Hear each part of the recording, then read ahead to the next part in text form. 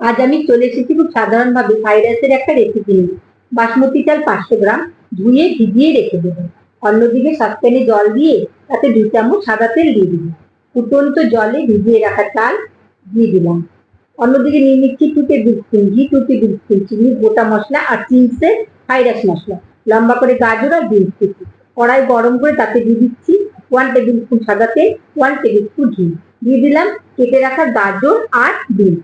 এই ফ্রাইড রাইসটা আমি কোনো কাজু কিশমিশ ব্যবহার করছি না, আপনাদের যদি পছন্দ হয় দিতে পারেন। দিয়ে দিচ্ছি 1/2 চামচ লবণ। আপনারা ইচ্ছা করলে এর মধ্যে মটরশুঁটি দিতে পারেন। গাজর বিনস ভাজা হয়ে গেছে, এবার তুলে নেব একটি পাত্রে। আচ্ছা, গাজর বিনসটাকে আমার একটু হালকা করে ভাজতে হবে যাতে লাল হয়ে না যায়। কড়াই গরম করে দিয়ে দিচ্ছি 2 টেবিল স্পুন সাদা তেল, 1 টেবিল স্পুন ঘি। এবার দিয়ে দিচ্ছি 5-6টি এলাচ, 2 টুকরো দারচিনি, লবঙ্গ 4 ফুল, 1 টুকরো জয়িত্রী, একটা তেজপাতা। অন্যদিকে আমি সসপ্যানের জল ঝরিয়ে ভাতটা রেডি করে নিই। সবসময় আমাকে খেয়াল রাখতে হবে ভাতের জলটা যেন ভালো করে ঝরে যায়, কারণ ভাতটা আমার যত ভালো হবে আমার ফ্রাইড রাইসটাও তত ভালো হবে। ভাতের উপরে আমার ফ্রাইড রাইসটা নির্ভর করছে। এরপরে দিয়ে দিলাম ভাত।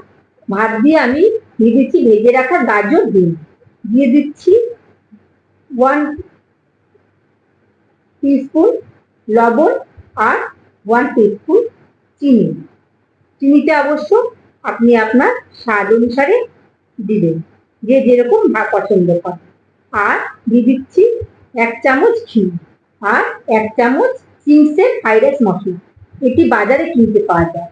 এই মশলাটা দিলে ফ্রাইড রাইসে একটা খুব ভালো ঘ্রাণ পাওয়া যায়। ভালো করে নাড়াচাড়া করে ব্যাস তৈরি হয়ে গেল আমার প্লেন ফ্রাইড রাইস। এটা আপনি চিলি চিকেন, চিলি পনিরের সাথে সার্ভ করতে পারেন, যার রেসিপির লিঙ্ক এই ভিডিও ডেসক্রিপশনে দেওয়া আছে। ভালো লাগলে লাইক, শেয়ার, সাবস্ক্রাইব করবেন। ঠিক আছে ভাই।